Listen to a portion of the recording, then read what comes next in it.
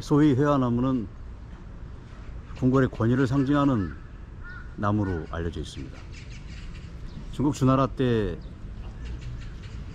예를 정리해 놓은 주례에 따르면 삼계구극이라고 해서 조정의 외조에 세 그루의 회화나무를 심어가지고 우리나라의 삼정승에 해당하는 영의정, 우의정, 좌의정, 이제 삼정승에 해당하는 삼공이 그 자리에 이제 마주보게 앉게 하고, 좌우에는 각각 9그루의 대추나무를 심어서 고관들이 뺑 둘러 앉아 있었다고 합니다.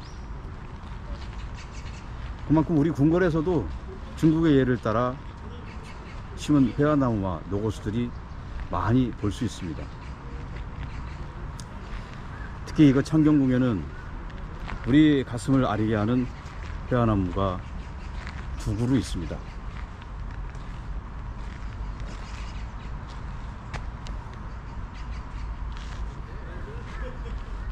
영조 38년, 그러니까 1762년 윤 5월 13일, 영조는 저기 보이는 문정전 앞에서 자신의 친아들인 사도세자를 8일 동안 기주 속에 가두어 죽게 했습니다.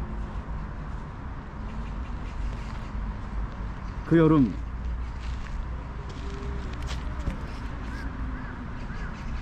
사도세자가 뒤주에 갇혀 고통의 비명을 지를 때 그 소리를 고스란히 들었을 나무가 지금도 살아 있습니다.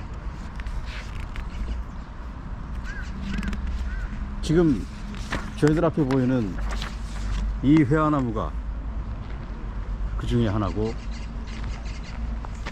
나중에 보시게 될 저 앞에 선인문 앞 금천 옆에 몸을 뒤틀고 서 있는 그 회화나무가 그 중에 하나입니다.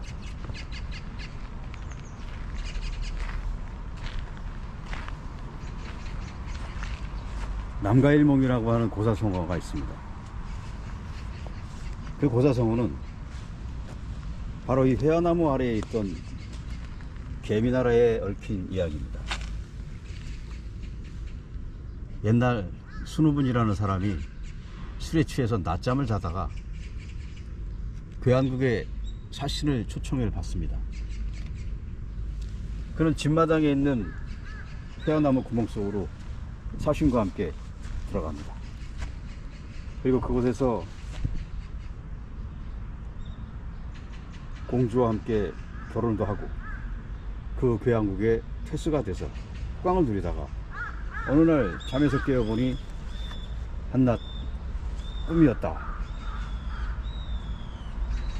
그래서 집 앞에 있던 회화나무를 베어서 조사해 보니까 꿈속에 자기가 봤던 똑같은 그런 개미의 나라들이 이 회화나무 속에 있었다는 겁니다.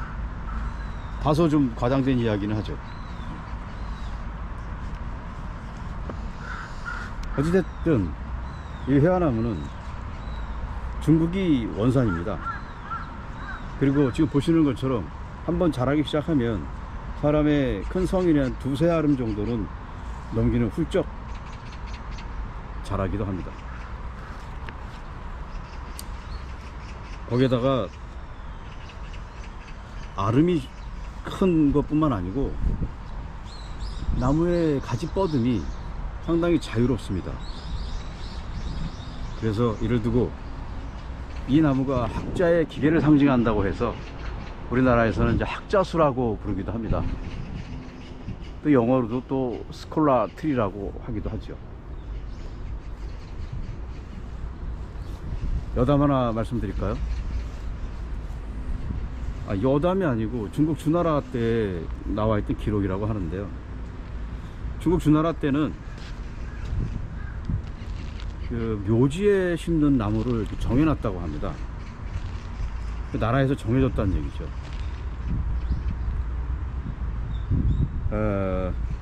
군주, 그리고 왕이 죽으면 그 무덤에는 소나무를 심고, 왕의 가족, 그리고 왕족이 죽으면 그 나무에는, 그 자리에는 측백나무를 심고, 또 고급 관리가 죽으면 그 나무에는 회화나무를 심고, 또 학자가 죽으면 그 무덤에는 이제 모감주나무를 심었다. 그리고 일반 서민이 죽으면 그 무덤가에는 사시나무를 심었다라고 이렇게 기록이 되어 있다고 합니다. 자, 이 대목에서 여러분이 선산에 한번 가서 주변에 어떤 나무들이 식재되어 있는지를 보면 여러분 조상들의 위상을 어느 정도는 알 수 있지 않을까요? 그냥 저만의 생각입니다. 회화나무에 대한 특별한 나무 한 가지를 소개해 드리면, 충남 서산에 가면 해미읍성이라는 데가 있습니다. 그 충남 서산 그 해미읍성에 가면 슬픈 사연의 회화나무를 한 그루 만날 수 있습니다.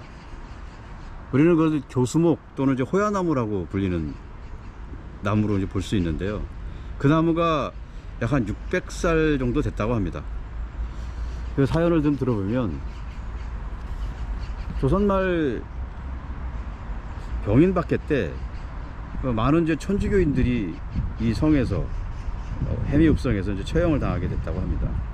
그런데 신도들을 주야로 이 회화나무에 매달아서 고문을 하면서 신앙을 버릴 것을 강요했겠죠. 그리고 끝내 신앙을 버리지 않자 끝내 이 회화나무에다가 목을 매는 교수형을 시켰기에 그 나무를 교수목이다 라고 이제 부르기도 했다고 합니다. 지금도 해미읍성에 있는 그 회화나무에 가보면 고문기구로 사용했던 철사, 그 철사가 박혀있던 흔적이 여기와 같은 이런 숲이, 나무 껍질에 나무에 그 흔적이 아직도 남아있다. 한번 확인해 보시는 것도 여행의 재미가 아닐까 생각을 합니다.